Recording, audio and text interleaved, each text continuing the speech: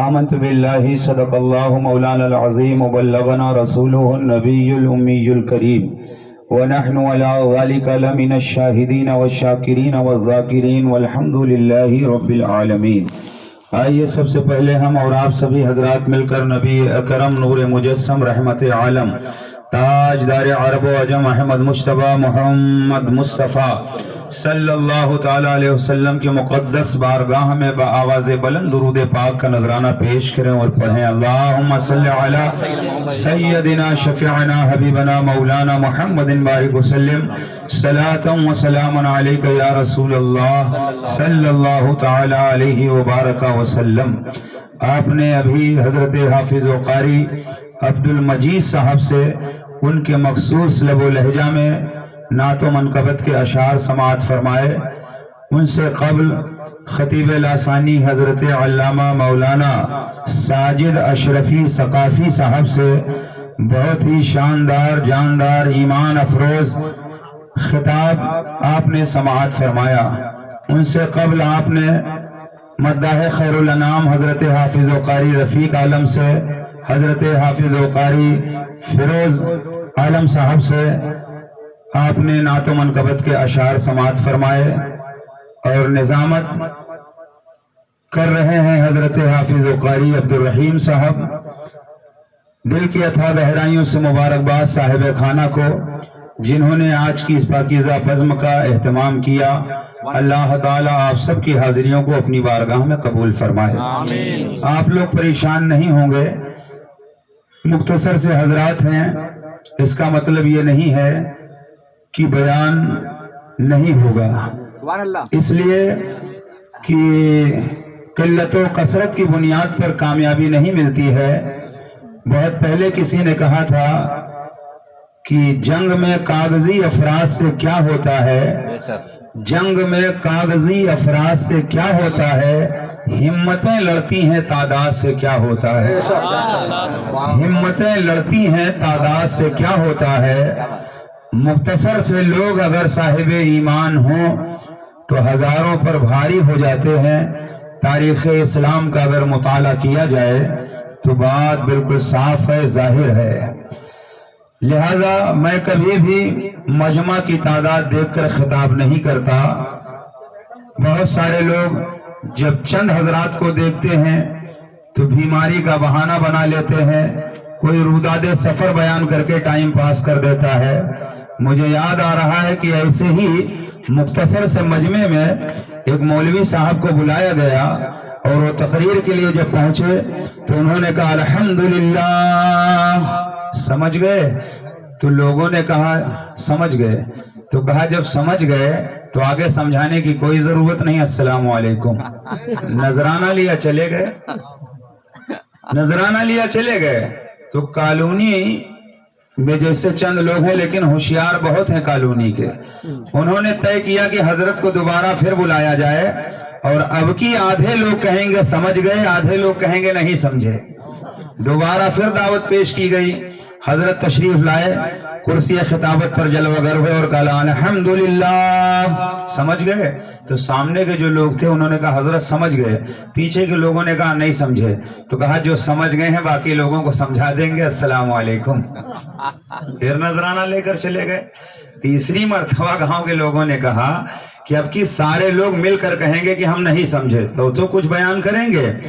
پھر دعوت ہوئی، تشریف لائے، کرسی خطابت پر جلوہ گر ہوئے اور کہا الحمدللہ، سمجھ گئے؟ تو ایک زبان ہو کر پورے لوگوں نے کہا نہیں سمجھے۔ تو کہا جب دو بار میں کچھ نہیں سمجھے تو تیسری بار کیا خاک سمجھو گے؟ السلام علیکم۔ کھانا لیا لے کر چلے گئے۔ تو اس طرح کے بھی بہت سارے لوگ ہیں، مگر نہیں، علماء کرام جانتے ہیں کہ نفس جلسہ سب برابر ہے۔ یعنی جہاں میلاد شریف پڑھا جائے یا جلسے کا اہتمام کیا جائے تو نفس جلسہ برابر ہے۔ مجمع اگر کثیر ہو یا قلیل ہو تو کم لوگ آئیں گے تو کم لوگوں کو ثواب ملے گا، زیادہ لوگ آئیں گے تو زیادہ لوگوں کو ثواب ملے گا۔ اس لیے اس چکر میں آپ کبھی مت رہنا کہ ہم تھوڑے لوگ ہیں تو جلسہ فیل ہے، جلسہ کامیاب نہیں ہے۔ یہ چکر چھوڑو، اس لیے کہ اہل سنت کا عقیدہ یہ ہے کہ جس جلسے کی نسبت مصطفیٰ سے ہو جائے وہ جلسہ کامیاب ہوتا ہے، اگرچہ اس میں مختصر لوگ ہوں، بیٹھنے والے کم ہیں تو ثواب کم لوگوں کو ملے گا، لیکن نسبت چونکہ غوث پاک سے ہے یا غریب نواز سے ہے یا رسول پاک سے ہے، تو ادنا شے کی نسبت اگر اعلیٰ شے سے کر دی جائے تو وہ ادنا شے بھی اعلیٰ ہو جایا کرتی ہے۔ مثلاً آپ گئے اور ایک درخت آپ نے خرید لیا، درخت خریدنے کے بعد رقم آپ نے ادا کر دی، مزدوروں کو بلایا، درخت کو آپ نے کٹوا دیا، اور درخت کٹوانے کے بعد آپ آرا مشین پر اس لکڑی کو لے کر مزدوروں کے دوارا پہنچ گئے، اس لکڑی سے آپ نے آرا مشین پر تختے تیار کروائے، جب تختے تیار ہو گئے ان تختوں کو مزدوروں کے ذریعے گھر لے کر آئے، آپ نے بڑھئی کو بلایا اور بلانے کے بعد کہا اس سے کرسی بنا دو، کاٹ چھانٹ کر کے بڑھئی نے بڑی محنت و مشقت سے ایک کرسی تیار کر دی۔ جب کرسی تیار ہو گئی تو اسی لکڑی کا ایک چھوٹا سا ٹکڑا بچ گیا تھا، بڑھئی جانے لگا تو مکان مالک نے کہا جناب یہ جو لکڑی بچ گئی ہے اس کی ایک رحل بنا دیجئے، رحل بنا دیجئے۔ رحل اس کو کہتے ہیں جس پہ قرآن پاک رکھا جاتا ہے۔ اس بڑھئی نے اس ٹکڑے سے رحل بنا دیا۔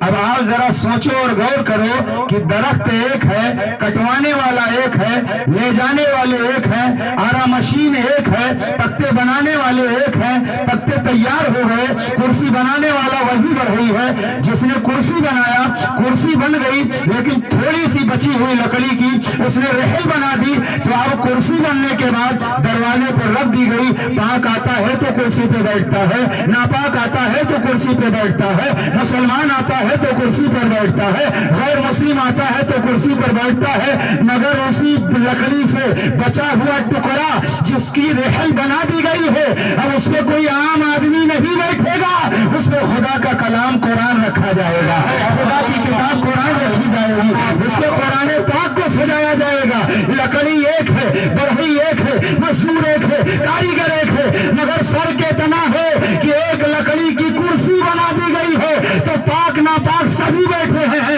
اور اسی لکڑی کے بچے ہوئے ٹکڑے سے رحل بنا دی گئی ہے تو اس پہ قرآن رکھا جائے گا۔ پتا چلا لکڑی کی نسبت اگر قرآن سے ہو جائے تو لکڑی کا مقام بڑھ جایا کرتا ہے، لکڑی کا احترام کیا جاتا ہے۔ ارے جب لکڑی کی نسبت قرآن سے ہو جائے لکڑی کا مقام بڑھ جاتا ہے، تو جس جلسے کی نسبت صاحب قرآن سے ہو جائے وہ جلسہ قابل احترام ہو۔ نعرے رسالت یا رسول اللہ، علماء حق اہل سنت زندہ باد، مسلک اعلی حضرت زندہ باد، سبحان اللہ سبحان اللہ۔ آپ گئے بھٹے پر اینٹ خریدنے کے لیے، آپ نے 500 اینٹ خریدی اور خریدنے کے بعد آپ گھر آئے، گھر آنے کے بعد میں 50 اینٹیں آپ نے نالی میں لگا دی، وہ بچی آپ کے پاس کچھ اینٹیں، ان اینٹوں کو آپ نے روڈ پہ لگا دیا، مگر 2 اینٹ بچ گئی، آپ نے لے جا کے مسجد میں لگا دیا۔ حضرات بھٹا ایک ہے، لانے والے ایک ہیں، مگر جو اینٹیں نالی میں لگا دی گئی ان کا مقام اور ہے، جو اینٹیں روڈ پر لگا دی گئی ان کا مقام اور ہے۔ اب نالی میں کوڑا کرکٹ کیچڑ بہے گا، گندگی بہے گی، اور جو اینٹیں روڈ پر لگا دی گئی اس پر بغیر جوتا پہنے کوئی چلے گا نہیں، لیکن جو اینٹیں مسجد میں لگا دی گئی، حضرات بھٹا ایک ہے، لانے والے ایک ہیں، اینٹیں ایک جگہ کی ہیں، مگر جو اینٹ مسجد کے اندر لگا دی گئی اس کا مقام بڑھ گیا۔ کیوں؟ اس لیے کہ اس اینٹ کی نسبت مسجد سے ہو گئی، جس اینٹ کی نسبت اللہ کے گھر سے ہو جائے اس اینٹ کا مقام بڑھ جاتا ہے۔ تو جو جلسہ اللہ والوں سے، جو جلسہ اللہ والوں سے منسوب ہو جائے وہ جلسہ کامیاب ہوتا ہے، اس جلسے کا احترام ہوتا ہے، وہ جلسے کا احترام بڑھ جایا کرتا ہے۔ ایسے ہی آپ نے کپڑا خریدا 10,000 روپیہ میٹر کا، عید کے موقع پر آپ نے کالونی میں 10,000 روپیہ میٹر کا کپڑا خریدا اور ناگپور سے کپڑا لے کر آئے۔ کالونی کا جو بھی مسلمان دیکھتا ہے بڑی تعریف کرتا ہے، کپڑا بہت اچھا لائے ہو، بڑا قیمتی لائے ہو، کپڑے کی تعریف سب کرتے ہیں، مگر کپڑا کوئی چومتا نہیں ہے۔ دوڑا ہوا ایک آدمی کالونی کا گیا اور سیونی جانے کے بعد 10 روپیہ میٹر کا کپڑا خرید لیا، خریدنے کے بعد گھر آیا اور اس کا جزدان بنا دیا، اس کو قرآن پاک رکھنا شروع کر دیا۔ حضرات 10,000 میٹر کا کپڑا کوئی چوم نہیں رہا ہے، مگر 10 روپیہ میٹر کا کپڑا قرآن پاک کا جب جزدان بنا دیا گیا تو وضو بنانے کے بعد قرآن پاک بعد میں پڑھا جائے گا، پہلے قرآن سے لپٹا ہوا کپڑا چوما جائے گا۔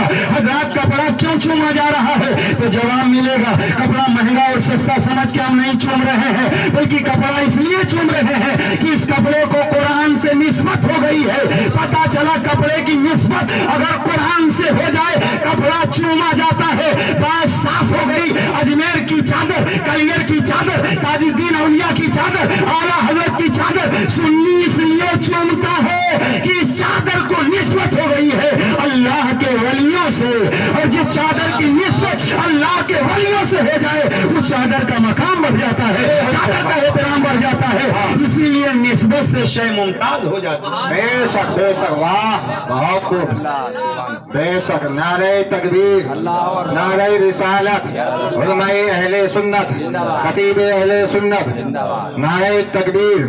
اور دنیا میں اگر کسی نیتا سے تعلق ہو جائے، کسی منتری سے تعلق ہو جائے، یا شہر کے ٹی آئی سے تعلق ہو جائے، تو اگر کسی کا تعلق شہر کے ٹی آئی سے ہو جائے تو اس کے ارد گرد وہ سینہ تان کے چلتا ہے، کہتا ہے کہ میرا تعلق شہر کے ٹی آئی سے ہے۔ اگر کسی کا تعلق مکھ منتری سے ہو جائے تو پورے صوبے میں کسی سے نہیں ڈرتا ہے، اگر کسی کا تعلق وزیر اعظم سے ہو جائے تو پورے ہندوستان میں کسی سے نہیں ڈرتا ہے۔ حضرات جس کا تعلق وزیر اعظم سے ہو جائے، ٹی آئی سے ہو جائے، دنیا دار سے ہو جائے، وہ کسی سے نہیں ڈرتا۔ تو اولیاء کا تعلق جب پروردگار سے ہو جائے، حاکم الحاکمین سے ہو جائے، تو قرآن اعلان کر دیتا ہے خبردار ہوشیار، اللہ کے ولیوں کو نہ کوئی خوف ہے نہ کوئی حزن و ملال ہے۔ اس لیے نسبت اگر ہو جاتی ہے تو مقام بلند ہو جاتا ہے، مقام عرفانہ ہو جاتا ہے۔ بات نسبت کی ہے تو سنو، حضرت مالک بن دینار رحمت اللہ علیہ بڑے اللہ کے زبردست ولی گزرے ہیں۔ آپ کا مناظرہ ایک دہریہ سے ہوا، بات بڑھتی رہی، خدا کے ایک ہونے پر دلیل دیتے رہے، آخر کار گفتگو شنید کا سلسلہ چلتا رہا۔ کچھ دیر کے بعد اس نے کہا کہ اب ایسا کیا جائے، جلتی ہوئی آگ میں آپ اپنا ہاتھ رکھیں اور ہم اپنا ہاتھ رکھیں گے۔ مالک بن دینار سے اس نے کہا اگر تمہارا ہاتھ جل جائے تمہارا مذہب جھوٹا، ہمارا ہاتھ جل جائے ہمارا مذہب جھوٹا۔ اللہ کے ولی مالک بن دینار نے اپنے ہاتھ میں اس کا ہاتھ لیا اور جلتے ہوئے انگارے پر رکھ دیا، مگر نہ مالک کا ہاتھ جلا نہ اس دہریہ کا ہاتھ جلا۔ اللہ کے ولی مالک بن دینار نے کہا یا اللہ میں تجھے ایک مانتا ہوں، تیری بارگاہ میں پیشانی خم کرتا ہوں، یا اللہ میرا ہاتھ نہیں جلا۔ یہ بات سمجھ میں آ رہی ہے، مگر دہریہ کا ہاتھ کیوں نہیں جلا؟ تو جواب ملا ہے مالک بن دینار بات یہ ہے کہ تمہارے ہاتھ میں اس کا ہاتھ چلا گیا ہے تو میری رحمت کو یہ گوارا نہیں ہے۔ میرے محبوب کے ہاتھ میں کسی کا ہاتھ چلا جائے تو دنیا کی آگ اسے جلائے۔ حضرات ذرا سوچو اور غور کرو، مہینہ دو مہینہ نہیں، گھنٹہ دو گھنٹہ نہیں، تھوڑی دیر کے لیے اگر اللہ کے ولی کے ہاتھ میں ایک دہریہ کا ہاتھ چلا جائے تو دنیا کی آگ اسے جلاتی نہیں ہے۔ بات سمجھ میں آ گئی۔ ہم پیر کامل اس لیے تلاش کرتے ہیں کہ جو ہاتھ پیر و مرشد کے ذریعے غوث اعظم کے ہاتھ میں چلا جاتا ہے، یقین کامل ہے کہ اس ہاتھ کو نہ دنیا کی آگ جلائے گی نہ جہنم کی آگ جلائے گی، اور یہی مسلک کے اعلیٰ حضرت ارشاد فرماتے ہیں اے عشق تیرے صدقے چلنے سے چھٹے سستے وہ آگ بجھا دے گی جو آگ لگا۔ نعرہ تکبیر، نعرہ رسالت، علماء حق اہل سنت، سبحان اللہ۔ مگر پیر کی ضرورت ہے اور کامل پیر کی ضرورت ہے۔ پیران پیر غوث اعظم نے جب پیر و مرشد تلاش کیا تو کامل پیر تلاش کیا۔ آپ کے پیر و مرشد کا نام ابو سعید مخزومی ہے۔ غریب نواز نے جب پیر تلاش کیا تو خواجہ عثمان ہارونی جیسا کامل پیر تلاش کیا۔ قطب الدین بختیار کاکی نے جب پیر تلاش کیا تو غریب نواز جیسا کامل پیر تلاش کیا۔ بابا فرید نے جب پیر تلاش کیا تو قطب الدین جیسا کامل پیر تلاش کیا۔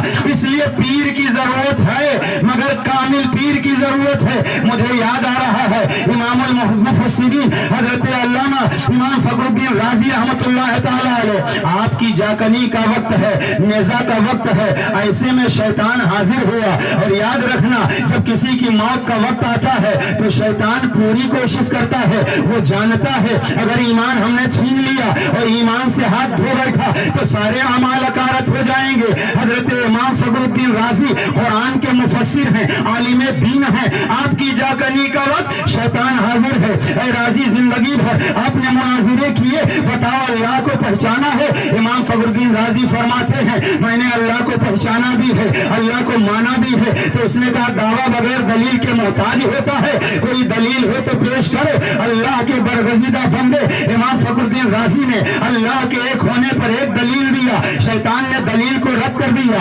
आपने अल्लाह के होने पर दूसरी दलील दी, उसने दूसरी दलील को काट दिया। आपने तीसरी दलील दी, उसने तीसरी दलील को काट दिया। किताबों में मैंने पढ़ा है 360 दलीलें इमाम फखरुद्दीन राजी ने अल्लाह के एक होने पर पेश कर दिया, मगर शयातीन ने 360 दलीलों को रद्द कर दिया। ऐसे आलम में ईमान जाने का खतरा है। आपके पीरो मुर्शिद हजरत नजमुद्दीन कुबरा 300 मील की दूरी पर वजू फरमा रहे थे, वहीं से मुरीद को आपने देख लिया और लोटा बढ़ना जिससे वजू कर रहे थे उठा करके दीवार पे मार दिया और वहीं से पुकार कर कहा ऐ फखरुद्दीन क्यों नहीं कह देता मैं अल्लाह को बगैर दलील के एक मानता हूँ। जैसे ही इतना कहा पीरो मुर्शिद की आवाज कानों में गूंज उठी, आपने कहा अल्लाह को बगैर दलील के एक मानता हूँ। शैतान वहां से राह फरार अख्तियार कर लेता है। देखो इतने बड़े आलिम दीन, लेकिन ऐसे आलम में पीर मुर्शिद की रहनुमाई काम आती है। एक बात तो ये सामने आई कि 300 मील की दूरी से पीर मुर्शिद ने देख लिया। हजरत अगर पीर कामिल होता है तो आप कहीं रहो, यही तो पीराने पीर ने कहा था अगर मेरा मुरीद मशरिक में हो और मैं मगरिब में हूँ, अगर सत्र खुल जाए तो मैं अपने मुरीद का सत्र ढांप दूंगा। इसलिए ये पीराने पीर है और वो हजरत नजमुद्दीन कुबरा है। 300 मील की दूरी से आपने पुकार कर कहा और आपके मुरीद हजरत इमाम फखरुद्दीन राजी ने सुन लिया। हजरत पता क्या चला?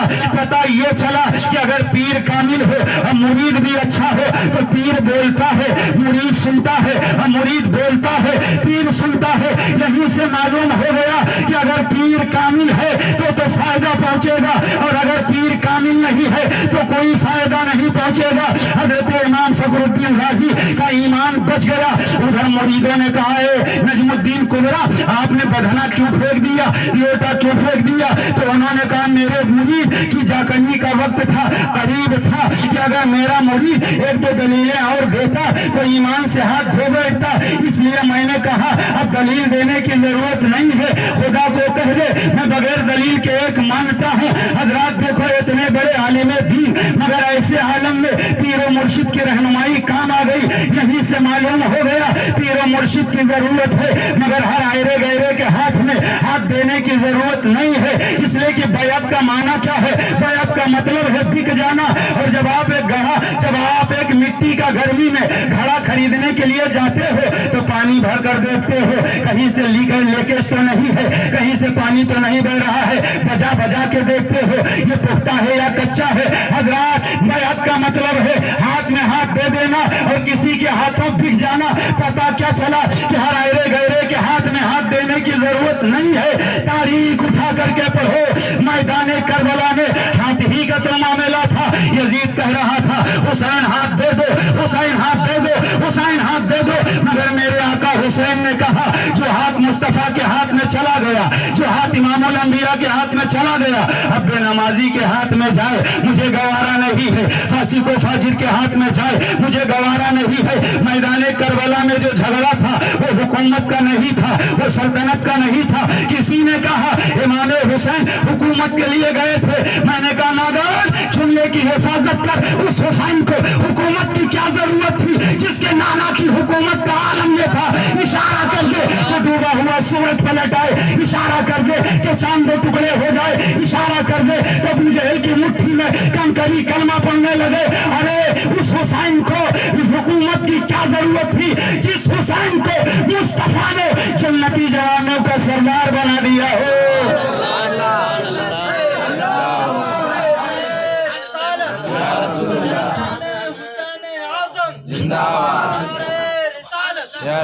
झगड़ा किस बात का था? झगड़ा इस बात का था कि यजीद नमाज छोड़ रहा था, यजीद फासिको फाजिर था, यजीद शरीयत में मुदाखलत कर रहा था। इमाम हुसैन ने कहा अच्छा यहीं पर रोक करके एक बात और बता दूं, बहुत सारे लोगों ने यजीद के हाथ में हाथ दे दिया था, यजीद की बैअत कर लिया था, तो यजीद हुसैन की बैअत क्यों चाहता था? तो उलमा फरमाते हैं यजीद जानता था पूरे अरब के लोग अगर मेरे हाथ में हाथ दे दे मैं बादशाह तो बन सकता हूँ मगर अमीरुल मोमिनीन नहीं बन सकता हूँ, इसलिए कि अमीरुल मोमिनीन तभी बनूंगा जब इमाम हुसैन अपना हाथ मेरे हाथ में देंगे। लिहाजा पता चला मैदान करबला में ईमान कुफ्र की लड़ाई नहीं थी, वहां हक व बातिल का मार्का था, लेकिन वहां हुसैन ने जो समझौता नहीं किया वो बदअमल से वहां बेईमान नहीं, क्योंकि यजीदी भी नमाज पढ़ रहे थे, वो भी अजान दे रहे थे, वो भी कुरान पढ़ रहे थे। जुमला दे रहा हूं, दिल की तख्ती पर नोट कर लेना।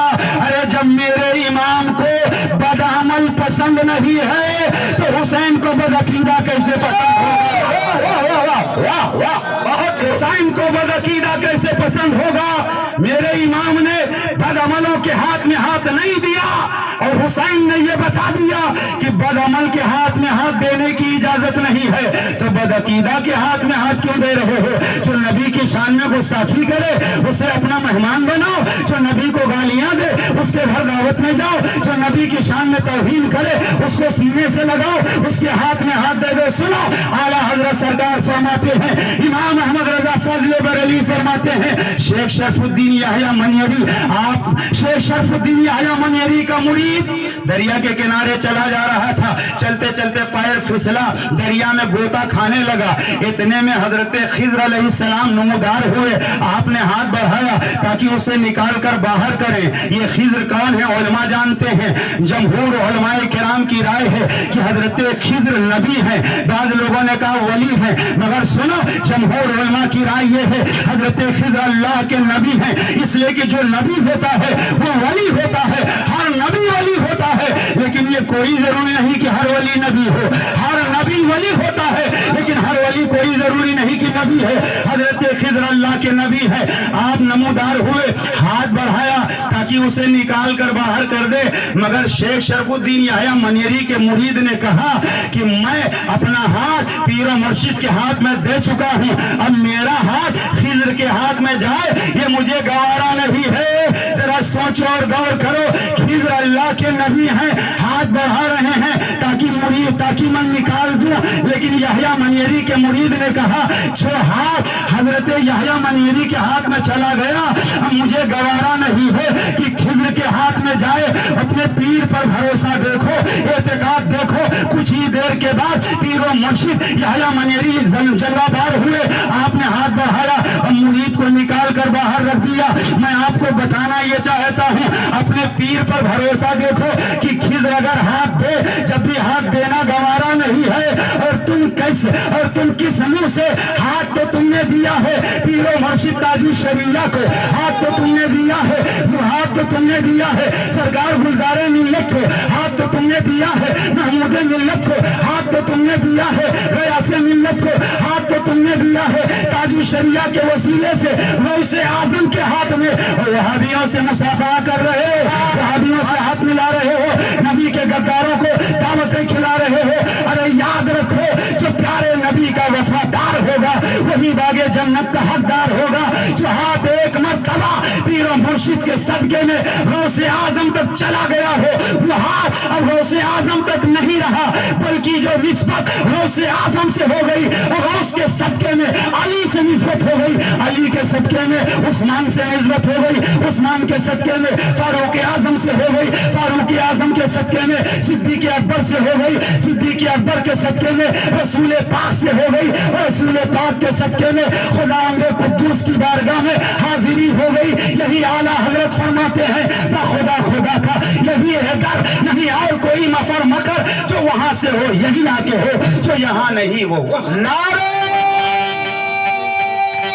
तकबीर, अल्लाहू अकबर, नारे रिसालत, या रसूल मसलके आला हजरत, जिंदाबाद, बस्ती बस्ती करिया करिया, ताजो सरिया ताजो सरिया। सुभान अल्लाह। बहुत देर अपने پیر پر بھروسہ کرو، اپنے پیر پر جس کا ایمان کمزور ہے وہ در بدر تاک جھانک کرتا ہے۔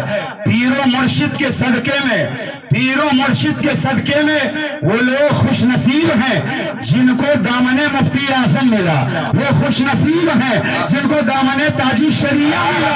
اپنی قسمت پر ناز کرو، کیونکہ چھوٹی والے اور انگوٹھی والے بہت سارے ایسے لوگ ہیں جن کے ہاتھ میں ان پڑھ لوگ ہاتھ دے دیتے ہیں، مگر تاریخ بتا رہی ہے کہ تاج الشریعہ کے ہاتھ میں، تاج الشریعہ کے ہاتھ میں کروڑوں کی تعداد میں مفتیان اعظام نے ہاتھ دیا، علماء دین نے ہاتھ دیا، پڑھے لکھے لوگوں نے ہاتھ دیا، اس لیے کہ میرے تاج الشریعہ پوری زندگی شریعت کرتے رہے، شریعت پر چلتے رہے۔ جب لوگ مصلحت کر رہے تھے، مصلحت کر رہے تھے، جب ایک ڈاکٹر کہلانے والا اس نے کتابیں لکھ کر کے اور لٹریچر چھاپ کر کے بیان کر کے لوگوں پر حاوی ہونا شروع کیا، لوگ کہہ رہے تھے مصلحت سے کام لو، مصلحت سے کام لو۔ اس وقت میرے تاج الشریعہ شریعت کہہ رہے تھے اور بے نقاب کر دیا اس ڈاکٹر کہلانے والے کو، اور یہ ثابت کر دیا وہ طاہر القادری نہیں، پادری ہے، وہ پادری ہے، اس لیے کہ وہ کتابیں لکھنے سے، لٹریچر کے ذریعے سے، لچھےدار تقریریں کرنے سے کوئی کامیاب نہیں ہوتا ہے۔ اگر علم سے کوئی کامیاب ہوتا تو ابلیس سب سے بڑا کامیاب۔ واہ واہ واہ واہ، بہت خوب، ارے واہ۔ اس لیے علم کے ذریعے کوئی کامیاب نہیں ہوتا ہے، عشق رسول کے ذریعے کامیاب ہوتا۔ بے شک، عشق رسول کے ذریعے۔ ابلیس کے پاس کتنا علم تھا، کتنا علم تھا، وہ کتنا عمل تھا، مگر ابلیس کا عمل کام آیا، ابلیس کا علم کام آیا۔ وہ کہیں کا ڈاکٹر ہو، انجینئر ہو، پروفیسر ہو، اگر نبی کی شان میں ادنا سی گستاخی کرے تو اس کا علم ہم نہیں دیکھیں گے، اس کا جبہ ہم نہیں دیکھیں گے، اس کی پگڑی ہم نہیں دیکھیں گے، ہم شریعت دیکھیں گے۔ اس لیے کہ شریعت ایک تلوار ہے، شریعت ایک تلوار ہے۔ تاج الشریعہ نے جیب نہیں دیکھی، تاج الشریعہ نے مال نہیں دیکھا۔ آج تو پیروں کا حال یہ ہے، میں سب کی بات نہیں کرتا، آج بھی ہندوستان میں اللہ کے محبوب پیر بہت سارے ہیں جو یقیناً کامل ہیں، لیکن بہت کم، دال میں نمک کے برابر، ورنہ زیادہ تر تو حال یہ ہے کہ لوگوں کی نظر جیب پر ہوتی ہے، مگر میرے تاج الشریعہ کی نظر جیب پر نہیں ہوتی تھی، شریعت پر ہوتی تھی۔ خاندان کا کوئی بگڑ جائے آپ لحاظ نہیں کرتے تھے، شہر کا کوئی بگڑ جائے لحاظ نہیں کرتے تھے، اگر کوئی کہیں کا ہو شریعت کے خلاف چل رہا ہے تو آپ فتویٰ بھی دیتے تھے، اور تقویٰ بھی آپ کا انمول تھا۔ اس لیے کہ تاج الشریعہ کچھ لوگ وہ ہوتے ہیں فتویٰ تو دیتے ہیں مگر تقویٰ نہیں ہوتا ہے، مگر خدا کی قسم ہمارے پیر و مرشد کو تقویٰ بھی ملا تھا، تو مفتی اعظم کی بارگاہ سے اور فتوے میں جو اعلیٰ حضرت کا علم نظر آتا تھا، تقویٰ بھی بے مثال، فتویٰ بھی بے مثال، گویا ایک ہی وقت میں شریعت کے آفتاب بھی تھی تاج الشریعہ اور طریقت کے مہتاب بھی تھے تاج الشریعہ۔ بستی کریا تاج الشریعہ، تاج الشریعہ۔ اس لیے آج دنیا سرکار تاج الشریعہ کے نام کا مالا جپ رہی ہے، اور آج تاج الشریعہ کا نام لوگ لے رہے ہیں، اس لیے کہ پوری زندگی شریعت کیا ہے، شریعت پر عمل کر کے بتاتے رہے۔ اور آج تو ایک جلسے میں میں نے پیر کے شرائط بیان کیے تو کچھ دنوں کے بعد میرے پاس فون آیا، کہنے لگے حضرت آپ نے آل رسول کی تعریف نہیں کی۔ میں نے کہا سنو، آل رسول مہررہ شریف کے تیری نظر میں وہ سید زادے نہیں ہیں؟ ارے ان کے بارے میں شک کر رہا ہے۔ سنو، بھارت میں کتابوں میں آل رسول کی تعریف تو بہت لوگوں نے لکھی، لیکن ہندوستان میں آل رسول کا مقام کیا ہے یہ کر کے اگر کسی نے دکھایا ہے تو امام احمد رضا کی ذات ہے، وہ امام احمد رضا کی ذات ہے۔ امام احمد رضا نے جب ایک اجنبی سید کی پالکی اٹھائی تو دنیا کو پتا چل گیا، جب احمد رضا کے دل میں ایک اجنبی سید کا یہ احترام ہے تو پھر غوث اعظم کا کتنا احترام ہوگا، غریب نواز کا کتنا احترام ہوگا، رسول پاک کا احترام کتنا ہوگا۔ اعلیٰ حضرت نے لکھ کر کے قوم کو بتا دیا تیری نسل پاک میں ہے، بچہ بچہ نور کا، تو ہے انہیں نور، تیرا سب گھرانہ نور۔ तू है इन्हें नूर तेरा सब घराना नूर का। आला हजरत इमाम अहमद रजा ने सैयदों का वो एहतराम किया, वो ताजीम की कि आपने खाली बताया नहीं, करके दिखाया। आपके यहाँ जो महफिल मुनाकिद होती सारे लोगों को हिस्सा एक मिलता, मगर जो कोई आले रसूल होता, सैयद होता, तो उसको डबल हिस्सा आला हजरत अता फरमाया करते थे। आला हजरत उसे डबल हिस्सा अता फरमाया करते थे। और आला हजरत इमाम अहमद रजा फजले बरेलवी ने इतना एहतराम किया, इतना एहतराम किया, और पीराने पीर से तो इतना मोहब्बत, इतना प्यार, इतनी अकीदत कि आला हजरत सरकार ने मक्ते में लिख दिया, तेरी सरकार में लाता है रजा उसको शफी, तेरी सरकार में लाता है रजा उसको शफी, जो मेरा गौस है और लाडला बेटा तेरा, जो मेरा गौस है और लाडला बेटा तेरा। आला हजरत सरकार ने गौसे पाक से कितनी मोहब्बत की है कि आपने मक्ते में कह दिया, तेरी सरकार में लाता है रजा उसको शफी, तेरी सरकार में लाता है रजा उसको शफी, जो मेरा गौस है और लाडला बेटा तेरा। और आले रसूल ने अहमद रजा पे कितना भरोसा किया। जब आला हजरत मुरीद हुए तो पीर और मुर्शिद ने कहा, मुझे एक फिक्र थी, अल्लाह पूछेगा क्या लाए हो, तो मैं सोच रहा था क्या जवाब दूंगा। अल्लाह मुझसे पूछेगा आले रसूल क्या लाए हो, तो मैं कहूंगा मौला अहमद रजा लाया हो, मौला अहमद रजा लाया हो। गोया आले रसूल आला हजरत पर भरोसा कर रहे हैं और आला हजरत आले रसूल पर भरोसा कर रहे हैं। आला हजरत हैं आशिके रसूल, जुमला दे रहा हूं, आला हजरत हैं आशिके रसूल और महरेरा बिलगिराम के सैयद हैं आले रसूल। और हम सुन्नी आले रसूल का भी दामन और आशिके रसूल का भी दामन, हम ना अहमद रजा का दामन छोड़ेंगे, ना गौसो ख्वाजा का दामन छोड़ेंगे। हम वो नहीं कि जो सहाबा का दामन छोड़ दे अहले बैत की तारीफ में, हम वो भी नहीं जो अहले बैत का दामन पकड़ लें और सहाबा की शान में गुस्ताखी करें। न हम राफजी हैं, न हम खारजी हैं, न हम सुलाकुल्ली हैं, हम टनाटन सुन्नी बरेलवी, हम टनाटन सुन्नी बरेलवी हैं। इसलिए कि जो सुन्नी बरेलवी है, कुछ लोग कहते हैं कि इस सुन्नी बरेलवी, वालेकुम अस्सलाम, कहने की क्या जरूरत है, सुन्नी बरेलवी कहने की क्या जरूरत है। तो मैं समझाता हूँ, 100-200 साल पहले घी खरीदने अगर कोई गांव में जाता था, कहता था घी चाहिए, तो लोग पाव आधा किलो जितना जरूरत होती थी ले लेते थे। जब मार्केट में डुप्लीकेट आ गया, खजूर मार्का आ गया, बनास्पति आ गया, तब लोगों ने कहा कि खजूर मार्का जब आया, बनास्पति आया, तो लोग लेने के लिए गए तो कहने लगे देसी घी दे दो, असली घी दे दो। हमने कहा असली कहने की क्या जरूरत, पहले तो कहते थे खाली घी दे दो, अब असली क्यों कह रहे हो। तो कहा मार्केट में नकली आ गया है, खजूर मार्का आ गया है, इसलिए असली कहेंगे तब असली मिलेगा। बेला तशबीह हो तमसील, पहले सुन्नी कहने से काम चल जाता था। जब तरह तरह के फितने नमूदार हो गए, कोई पगड़ी बांध के आ रहा है, कोई टोपी लगा के आ रहा है, कोई दाढ़ी रख करके आ रहा है, कोई तस्बीह लेकर के आ रहा है, और वो लोग भी अपने आप को हनफी कहते हैं और हनफी नाम से मस्जिदें भी बनाते हैं, मगर इमाम आजम को मानते नहीं और हनफी का दम भरते। हम हनफी हैं, हनफिया मस्जिद है हमारे पास। मैंने कहा सुन, खाली हनफी कहने से काम नहीं चलेगा। आज जब मार्केट में नकली पैदा हो गए तो सुन्नियों ने कहा अब खाली हनफी कहने से काम नहीं चलेगा, सुन्नी हनफी बरेलवी कहने से काम चलेगा। सुन्नी हनफी बरेलवी कहने से काम चलेगा, क्योंकि सुन्नी हनफी तो बहुत लोग कह रहे हैं। इसलिए हनफी अगर कोई कहे, आपके इलाके में लोग आते हैं और फातिहा भी पढ़ते हैं, हाफिज साहब हैं इलाके के, वो जाते हैं तीजा भी खाते हैं, वो 40वां में भी शरीक होते हैं और तबलीग में भी जाते हैं।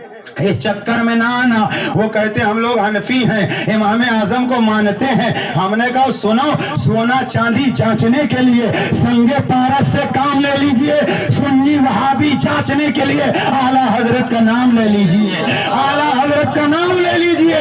अगर चेहरे पर बल पड़ जाए समझ जाओ इधर का नहीं उधर का है, लबों को मुस्कुराहट आ जाए समझ जाओ वफादार रसूल है, वफादार रसूल है। परेशान ना हो, کچھ لوگ کہہ رہے ہیں آپ لوگوں کی تقریر سے دھیرے دھیرے لوگ کٹتے چلے جا رہے ہیں، سنی کٹتے چلے جا رہے ہیں، وہ بڑھتے چلے جا رہے ہیں۔ میں نے کہا بڑھیں گے نہیں تو جہنم کا پیٹ کیسے بھرے گا؟ اس لیے سنو، نکتہ سنو، نبی نے فرمایا میری امت میں 73 فرقے، جنتی 1 جہنمی 72۔ اب بتاؤ 72 زیادہ ہے کہ 1؟ 72 زیادہ ہے نا، تو کٹیں گے نا، کٹ کٹ کر کے 72 بنیں گے، اور جو ٹی ٹی ایس ٹناٹن سنی بچیں گے وہی جنت میں جائیں گے، وہی جنت میں جائیں گے۔ تو چکر نہ چھوڑو، کیونکہ کربلا کے میدان سے 22,000 ایک طرف تھے، 72 ایک طرف تھے۔ نہ امام حسین نے سوچا، نہ ساتھیوں نے سوچا بڑی جماعت ہے چلو ایک ٹائم نماز پڑھ لی جائے، مگر نہیں، انہوں نے کہا ہم بڑی جماعت نہیں دیکھیں گے، ہم شریعت دیکھیں گے۔ ارے جب وہاں بدعمل کے پیچھے بڑی جماعت میں لوگوں نے نماز نہیں پڑھی، تو آج بھی جو سنی حنفی حسینی کٹر بریلوی مسلمان ہے وہ مکہ شریف بھی جاتا ہے، مدینہ طیبہ جاتا ہے، تو نہ مکے کے امام کے پیچھے نماز پڑھتا ہے، نہ مدینے کے امام کے پیچھے نماز پڑھتا ہے۔ ہمیں مکے سے دشمنی نہیں، مدینے سے دشمنی نہیں، ہمارے پیر و مرشد اور ہمارے اعلیٰ حضرت نے تو یہاں تک کہہ دیا حرم کی زمین اور قدم رکھ کے چلنا، ارے سر کا موقع ہے، وہ جانے والے اے پائے نظر ہوش میں آ، کوئے نبی ہے، آنکھوں سے بھی چلنا تو وہاں بے ادبی ہے۔ ہم تو شہر رسول کے لیے جاتے ہیں، مکہ کے لیے جاتے ہیں، مگر سنو نماز کا نام حج نہیں ہے۔ یہاں بہکاتے ہیں، یہاں نماز نہیں پڑھتے، وہاں جا کے نماز پڑھتے۔ خود میں نے 2010 میں حج کیا، الحمدللہ اعلیٰ حضرت کا کرم رہا، پیر و مرشد کا فیضان رہا۔ لکھنؤ سے جب میں چلا اور جو سیدھے مدینہ طیبہ کے ایئرپورٹ پر اترا، اللہ کا احسان رہا کہ میں نے مدینہ طیبہ میں خود امامت کی، اور آئے دن کبھی 200 کبھی 100 کبھی 50 میں نے مسجد نبوی میں بھی امامت کی، بلڈنگ پر بھی امامت کی، اور اللہ کا احسان اتنا رہا کہ یہاں بریلی ہم کرتے رہے، تو ہمارے کمرے میں بریلی شریف کی جامع مسجد کے قریب کے ایک حاجی صاحب اور ان کی اہلیہ جو دونوں مفتی اعظم ہند سے بیعت تھے، 40 دن تک میرا ساتھ رہا، دونوں ٹائم کھانا بنا کے کھلاتے رہے، پانی بھی پلاتے رہے، پلیٹ بھی ایک وقت صاف کرنے کی ضرورت نہ پڑی۔ میں نے کہا واہ رے پیر و مرشد کا فیضان، واہ رے پیر و مرشد کا فیضان۔ پتا چل گیا کہ یہاں بھی پیر و مرشد کی نسبت کام آتی رہی، مکہ پہنچے وہاں بھی، مدینہ پہنچے وہاں بھی۔ اور سن لو 10 تاریخ جب آتی ہے، 10 تاریخ جب آتی ہے تو پوری دنیا میں جہاں جہاں مسلمان ہیں نماز عید ادا کرتے ہیں، عید الاضحیٰ کہہ لو یا عید الضحیٰ کہہ لو یا عید قربہ کہہ لو، 10 تاریخ کو ذی الحجہ کی 10 تاریخ کو ساری دنیا میں لوگ نماز عید پڑھتے ہیں، مگر پوچھو حاجیوں سے، دنیا کے کسی خطے سے حج کرنے والا آتا ہے تو کیا 10 تاریخ کو وہ عید کی نماز پڑھتا ہے؟ کوئی نہیں۔ دنیا سے جتنے حاجی جاتے ہیں 10 تاریخ کو کوئی عید الاضحیٰ کی نماز نہیں پڑھتا۔ پوچھ لینا، سارے حاجی اس دن 10 تاریخ کو بڑے شیطان کو کنکری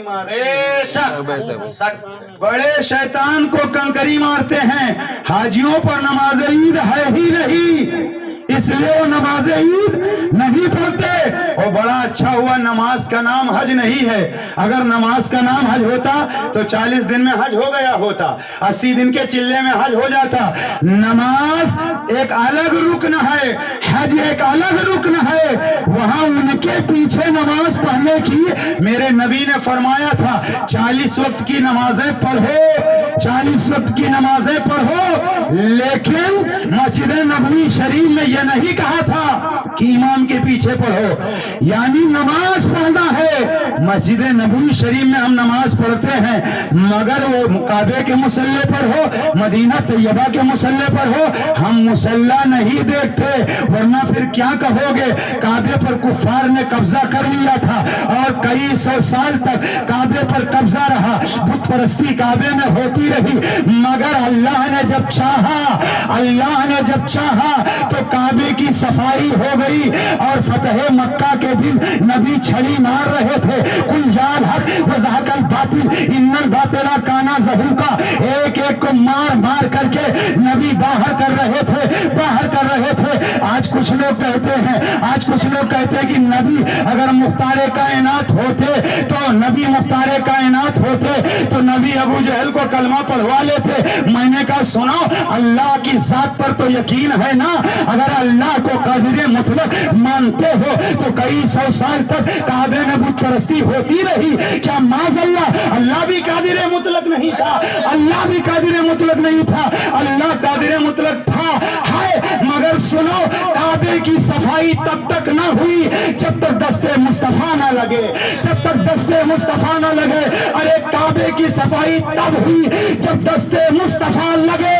इस दिल की सफाई चाहते हो तो इस दिल को मुस्तफा की मोहब्बत का मदीना बना लो। जब मुस्तफा की मोहब्बत का ये दिल मदीना बन जाएगा तो हाल ये होगा कि ये दिल होले होले बोलेगा, चुपके चुपके धीरे धीरे कहेगा, गौर से सुन तो रजा, काबे से आती है सदा, मेरी आंखों से मेरे प्यारे का जलवा। वाह, नारे तकबीर, नारे रिसालत, उलमाए हक अहले सुन्नत, मसलके आला हज़रत। बहुत हुआ। इसलिए इस चक्कर में न पढ़ना कि जो लोग कहते हैं कि वहां जाकर के नमाज पढ़ते हैं, कट्टर सुन्नी बरेलवी वहां जाकर के उनके पीछे नमाज नहीं पढ़ता है, क्योंकि पीछे नमाज पढ़ने का नाम हज नहीं है, अरकान अदा करने का नाम हज है। अरकान अदा करने का नाम हज है। इसलिए अल्लाह तौफीक अता फरमाए, आप जाओ तो कोई सुन्नी सहील अकीदा आलिम दीन को साथ में ले जाओ ताकि तुम्हारा ईमान बचा रहे, ईमान सलामत रहे। क्योंकि कुरान ने यही तो कहा, या अय्युहल्लज़ीना आमनुत्तकुल्लाह व कूनू मास्सादिकीन, ईमान वालों अल्लाह से डरो, सच्चों के साथ हो जाओ। मैं सोचने लगा सच्चों की जरूरत क्यों? तो कुरान ने दूसरे मकाम पर कहा, वमन युद्लिल फलन तजिद लहू वलिय्यन मुर्शिदा। अगर कोई आज कहे मुझे मुर्शिद की जरूरत नहीं, मुझे वली की जरूरत नहीं, तो कुरान की इस आयत को पेश कर देना। अल्लाह फरमाता वमन युद्लिल फलन तजिद लहू वलिय्यन मुर्शिदा। अल्लाह जिसे गुमराह कर देता है न उसका वली होता है न मुर्शिद होता है।